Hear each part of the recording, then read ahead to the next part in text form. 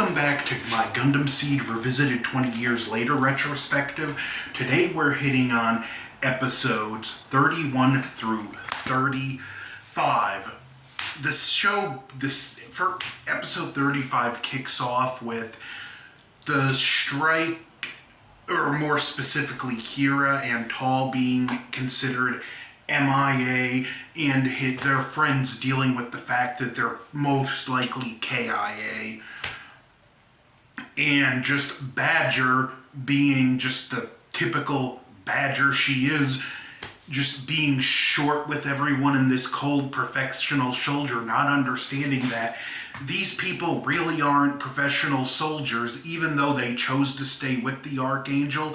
They're civilians that were forced into battle. They get Orb to continue the search, and they have to move on because Zap ships are coming. Kigali finds Athrun, and Athrun is just dealing with a lot of grief and PTSD. Not only Nico's death, but he believes he just killed his best friend. Him and Kigali get into a fight with it, and we see the grief he has over thinking he killed Kira, and even though he was mad at the moment, he has the utmost regret for doing it, even though he had to.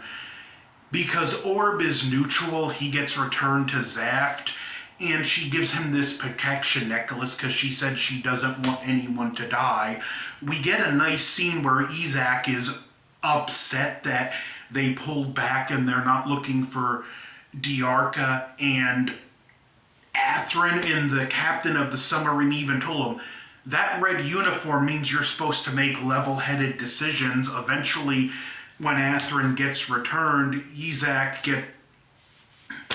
gets uppity with him, and when Athrun gets transferred to the Special Forces, Isaac's being belligerent with him again, and Athrun just takes the high road, and he's like, I'm sorry, I'll do better next time. And Isaac, like his anger, he lets go of his anger for a little, and he goes, Athrun, just so you know, I'm going to keep working hard, and the next time we meet, I'm going to outrank you. And Athrun's like, well, I look forward to it. Even when he was getting belligerent with him, Athrun just extended the hand to shake it before walking off, and that's when he, in a more calm voice, threw the I'm gonna outrank you next time. And they do arrive on Alaska base. We do have some more incidences, like in episode 32, Mirialia tries to kill Diarca for what he did because of what happened to Tall and Kira, and she was in love with Tall. She's grieving him. We have... I always forget one of these characters' names. The one with the glasses. He stops her from killing him, but why this is going on, the she-devil and him are having a confrontation. She's wanting to lean on him again now that Kira's dead, and he's like, you were in love with him, and she's being typical Flay, and he's like, it may have not have started that way, but you developed feelings for him, and even though she was with him first, like, he's like moved on, and it just sends her over the edge to where when they hear the commotion in the medical facility because he was taking Mirialia to get something to get put to sleep, Flay sees a gun in the doctor's desk and grabs it, and it's to shoot and kill Diarca, and it's Mirialia that gets in the way and pushes her arm up, saving. When she sees what Flay had become, she realized she was in danger of becoming that herself. The next episode is a half recap episode. I should also say, somehow Kira's body was found by this guy that was on a beach. We've seen clips of him during the battle, and he takes him to the plants in Lacus Klein. There's no explanation for how Kira survived an explosion that literally melted the cockpit of the strike, but he's with Lacus, and in this episode we start to see him have to struggle to come to terms with who he is, and there's a potential court-martial proceedings going on, a hearing that determines if one is necessary. We get more dialogue between Romius and the Badger, and Romius is like, look, I understand, no hard feelings, and the Badger's like, you're just too soft. And I'll at least forgive the half recap episode this time, even though there's been 5 full recap episodes. Breathe. Stay calm. But because this is an inquiry that could lead to court-martial, I'll give it points for what they recapped, and the episode doesn't lean too heavy in it. It's determined that there is no court-martial, but the Badger is being transferred off the Archangel. Flay is being transferred because her father was a senator and she's a good propaganda piece. There's some back rooms dealing, and one guy, part of the Earth Council, is presumably gonna use her as propaganda for Blue Cosmo, the anti-coordinator terrorist group, and they're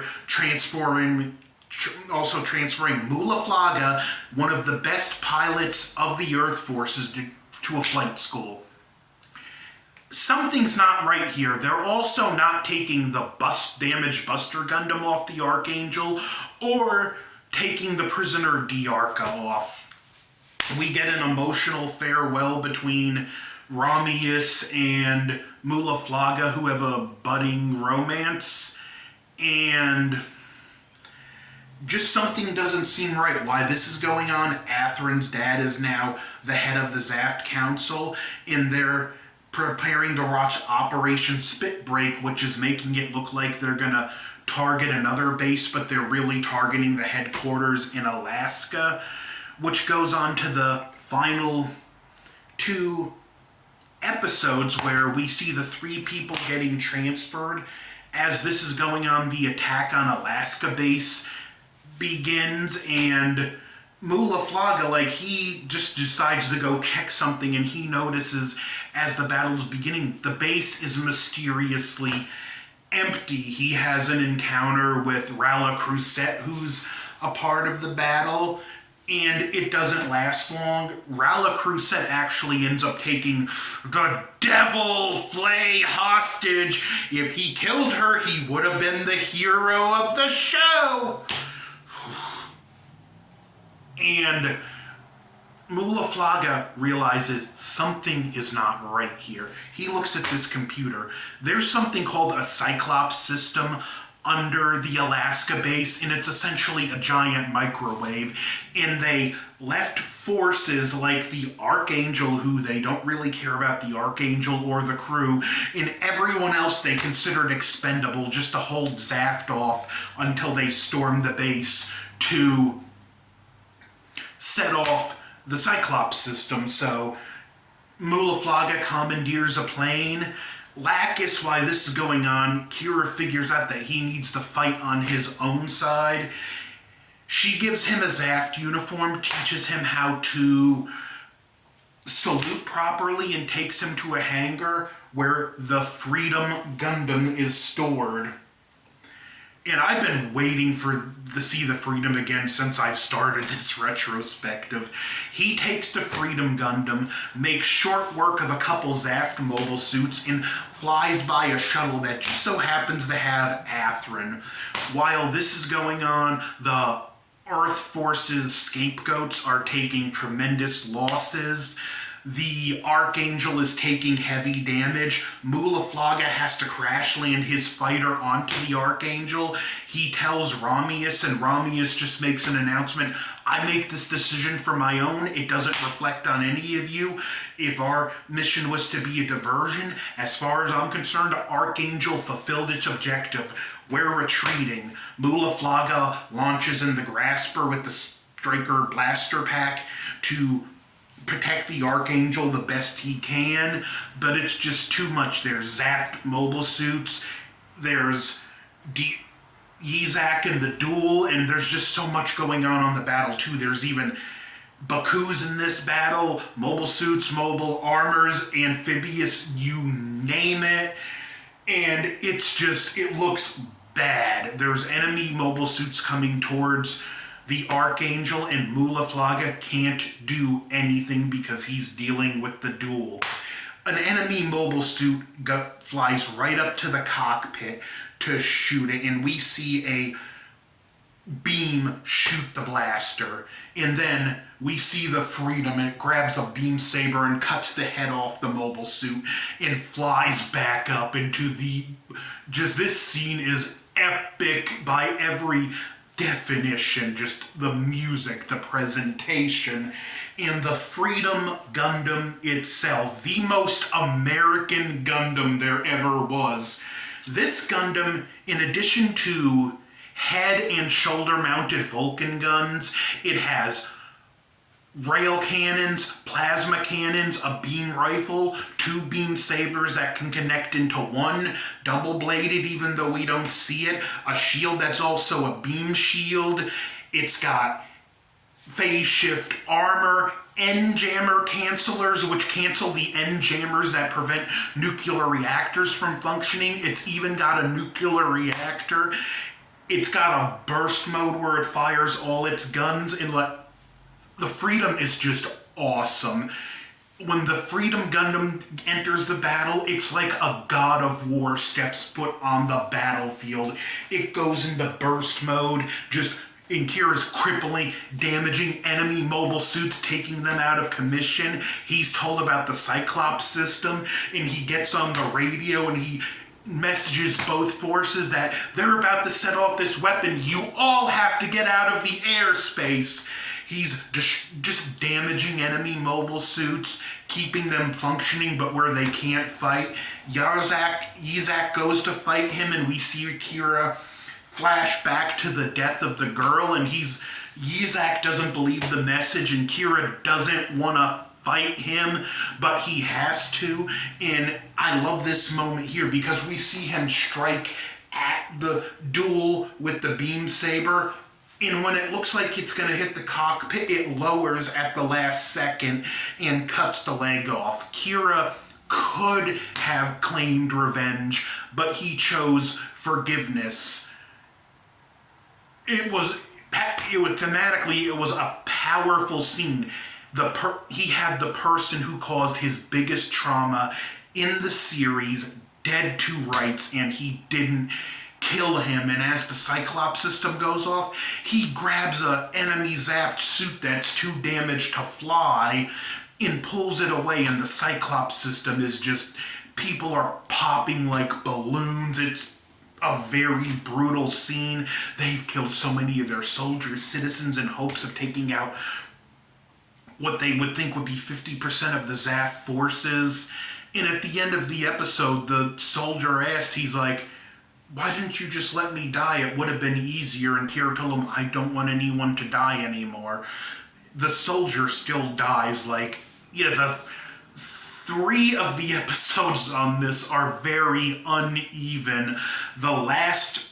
The second to last episode on this is solid, but the final episode on this disc, just for the introduction of the Freedom Gundam on the battlefield with the song Meteor playing, and just how epic it is and just awe-inspiring it is to see the Freedom Gundam with all these guns in burst mode, taking enemies out left, right, center, multiple targets at once. Just this episode was just absolutely phenomenal. This scene is easily one of the 10 best action sequences in all of Gundam. Again, I do see the weaknesses in the second half of the series, but this episode, you know what? I'm going to go and say, as uneven as the first 3 episodes were, in as nonsense, and it deserves all the criticism in the world for no good explanation for how Kira survived, whether it be a last-minute blast shield that somehow protected him, even though the cockpit was melted, and he just gets to the plants in seemingly no time, which you can at least argue is the show not depicting the passage of time in a good way. This battle scene at the end of the Battle of Alaska is just, all the shortcomings it's worth sitting through for this episode and this scene, and I'm including a link so you can watch this scene in the description, even without full context. It's just an awesome scene with great music. So, another mixed bag for the second half of the season. I think Athrun is going to get the Justice Gundam within the next episode or two. I remember even less about the Justice Gundam. I remember the Freedom was a beast in combat, but I didn't remember how much of a beast. Like I said, when you click on the link, watch the clip, it's like a god of war stepped foot on the battlefield and played by its own rules. Again, even with the problems, I'm loving this retrospective. It's been so much fun just recapping this on camera.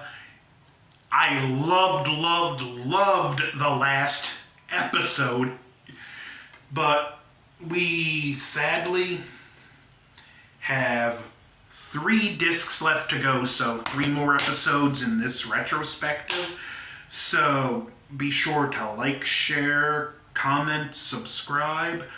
Over and